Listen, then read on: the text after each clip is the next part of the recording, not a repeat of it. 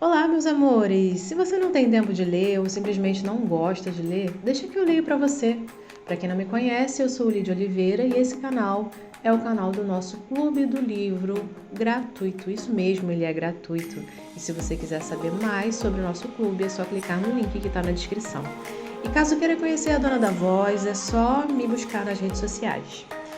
O microáudio do livro Pense e Enriqueça estará disponível diariamente às 8 horas da manhã, no horário de Brasília, aqui mesmo nesse canal. Então ative as notificações para não perder nada. E lembre-se, não menospreze 5 minutos diários da escuta de um bom livro. Isso te levará a outro nível.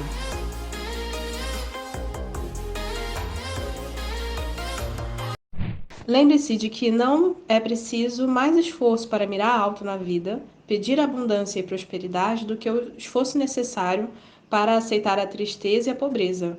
Um grande poeta traduziu corretamente essa verdade universal nos seguintes versos: Eu barganhava com a vida a cada centavo, e a vida não me dava mais do que eu pedia.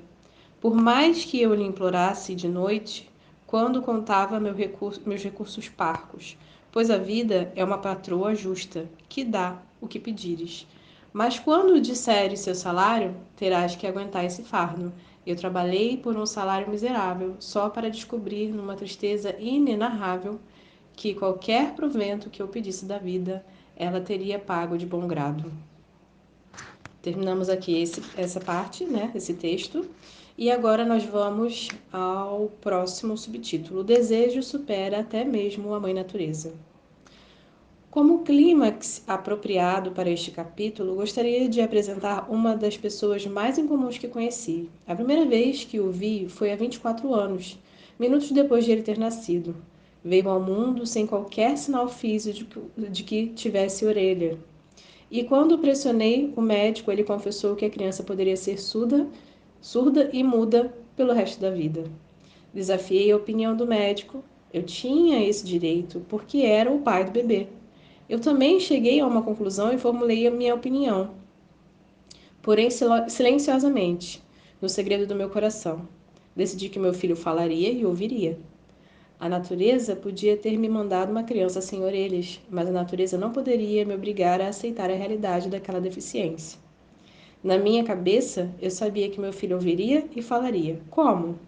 Eu sabia que havia um jeito e sabia que haveria de encontrá-lo. Pensei nas palavras do imortal Emerson. Todo o curso das coisas nos ensina a ter fé. Nós só temos que obedecer.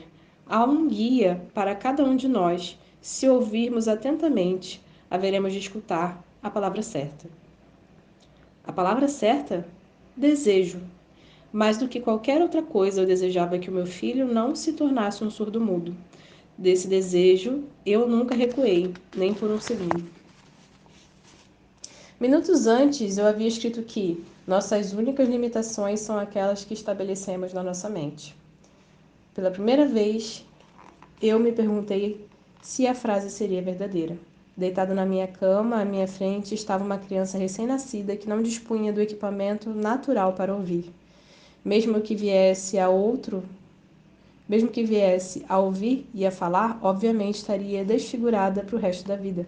Evidentemente, aquela era uma limitação que a criança não tinha implantado na própria mente. O que eu poderia fazer?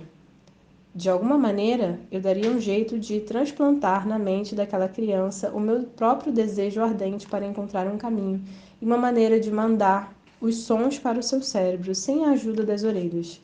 Assim que a criança já estava suficientemente crescida para colaborar, eu encheria sua mente com um desejo tão ardente para ouvir que a natureza iria, por seus próprios métodos, traduzi-los em realidade física. Todos esses pensamentos ocorreram pela minha mente, mas não o comentei com ninguém. Todo dia eu repetia o juramento que fiz a mim mesmo de não aceitar que meu filho seria surdo-mudo. Quando ele cresceu e começou a observar as coisas à sua volta, percebemos que podia ouvir um pouquinho. Quando chegou à idade em que as crianças normalmente começam a falar, ele não tentou, mas dava para ver que conseguia ouvir baixinho alguns sons. Era tudo o que eu precisava saber.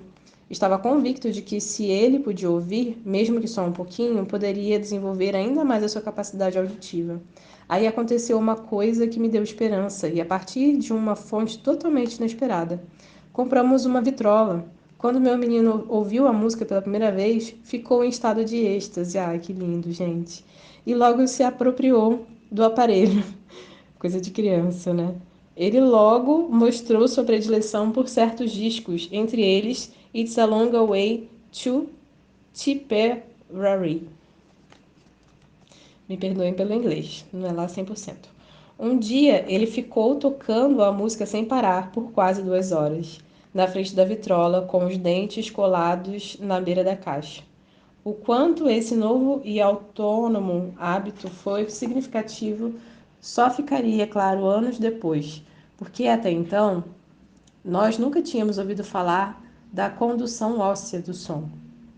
Pouco depois de ter se apossado da vitrola, descobri que ele podia me ouvir bastante. Bem se eu falar, ouviria bastante bem se eu falasse com os lábios tocando no osso mastoide dele, ou na base do cérebro. Essas descobertas me deram os meios necessários para que eu pudesse começar a transformar em realidade o desejo ardente que eu tinha de ajudar meu filho a desenvolver a fala e a audição.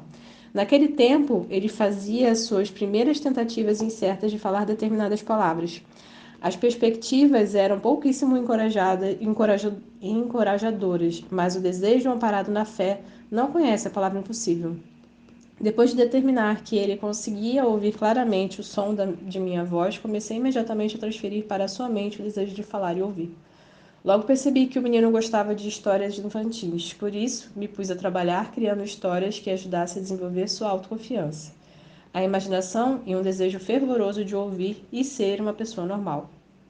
Havia uma história, em particular, que eu enfatizei dando um colorido novo e dramático cada vez que eu lhe contava.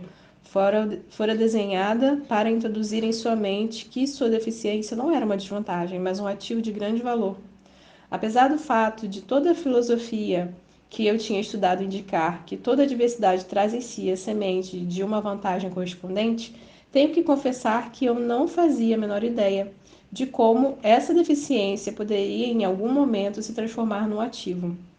No entanto, continuei a prática de encaixar essa filosofia nas histórias de dormir, esperando que um dia ele encontrasse um plano pelo qual essa deficiência pudesse servir a algum propósito útil. A razão me dizia claramente que não havia uma compensação adequada à falta de orelhas e ao equipamento natural de uma audição, mas o desejo amparado na fé afastou a razão para o lado e me inspirou a ir em frente. Quando hoje olho para trás e analiso essa experiência, posso perceber que a fé que o meu filho tinha em mim teve muito a ver com esse impressionante resultado. Ele não questionou nada do que eu lhe disse. Eu havia lhe vendido a ideia de que ele tinha uma vantagem definitiva sobre o irmão mais velho e que essa vantagem apareceria de muitas maneiras. Por exemplo, os professores da escola veriam que ele não tinha orelhas e por isso lhe dariam uma atenção especial e lhe tratariam como uma gentileza extraordinária. Isso sempre aconteceu. A mãe dele providenciou isso, se reunindo com professores e cuidando para que o menino recebesse a atenção extra necessária. Eu também lhe vendi a ideia de que, quando ele tivesse a idade suficiente para vender jornais, o irmão mais velho já tinha começado a vender, ele teria uma grande vantagem sobre o irmão, pois as pessoas lhe dariam um dinheirinho extra pela mercadoria, porque veriam que ele era um menino brilhante, mesmo não tendo as orelhas. Se você gostou desse áudio, faz o seguinte, se inscreve no canal, curte esse vídeo e compartilha. Até o próximo áudio.